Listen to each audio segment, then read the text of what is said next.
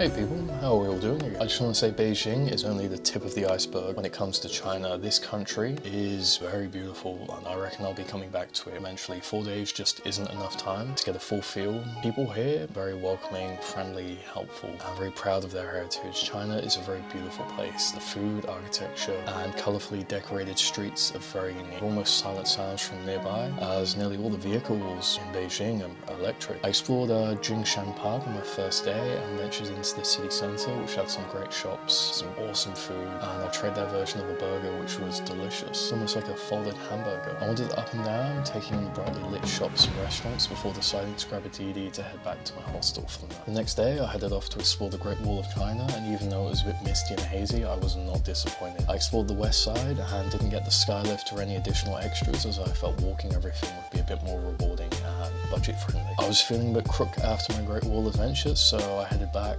and was in bed after 7 PM after having something to eat. The next day I headed to see the Forbidden City. This was an amazing imperial palace complex which got its name from restricted access to the public for centuries. It has 9,999 rooms, just one less of 10,000, as the number 9 is considered lucky in ancient Chinese culture. I headed off to the Temple of Heaven, a complex of religious buildings. People would often come here to pray for good harvest. Ancient Chinese worshippers believed that heaven had authorized the authority of their emperors. Sacrifices and prayer at the temple were a way to give thanks and ask for good fortune for the year and harvest. I finished my day by walking through a park to get to the main square again, did my last bit of shopping and eating before heading off to my hostel to pack and get ready for a late night flight. I nearly didn't make it, but thanks to the help of a taxi driver, managed to get to the airport. I didn't realize the metro service stopped pretty early, around 8 PM. The airport line. Also, my card provider had locked me out due to maintenance on my bank account, and China is pretty much a cashless society, at least in the city, so it makes paying things with cash very,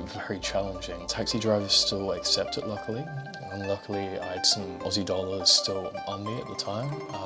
I had to exchange my cash at the airport. The driver waited patiently outside, which was good. Some tips and tricks for when you are in China. WeChat or Alipay are the go-to apps for payment. WeChat for me was a lot easier to set up. I had a lot of issues with Alipay, it just wasn't working for me. Make sure to set them up before you come to China, otherwise you're going to struggle without a SIM card, as you need a phone number to authorize your account. With these apps you can use them for ride-hailing, communication. It's basically all in one, which is very useful. Make sure you also have your passport with you at all times in China, as they have checkpoints in the city centers. Google Maps doesn't work here either. If you've got Apple Maps, you'll be okay. You can also download Metro Maps from app stores. Getting around will definitely be a bit more challenging for you if you don't have Apple Maps, so be prepared for that. Anyway, thanks for listening and stay tuned for my next one.